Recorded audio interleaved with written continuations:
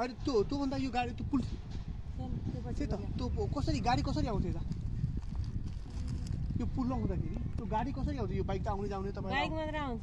गाडी नआउने यो तरेर आउनु सक्दैन गाडी यो सुकेपछि आउँछ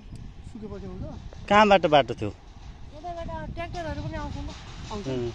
सुकेपछि मात्रै हो ए अनि पानीको बेलामा नआउने अनि मान्छे बिरामी पर्यो भने यो बाइकको कुराउने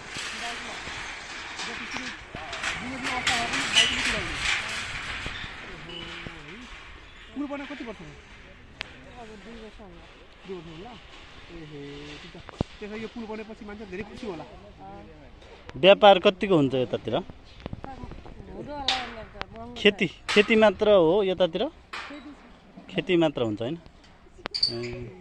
अनि होमस्टेहरू छ यहाँ होमस्टे बाहिरको पर्यटकहरू पनि आउने गर्छन् यहाँ है पुल हेर्नको लागि है नेपालको सबैभन्दा लामो पुल हो नि त हामी पनि हेर्नको लागि कता पुलबाट आएको धन्यवाद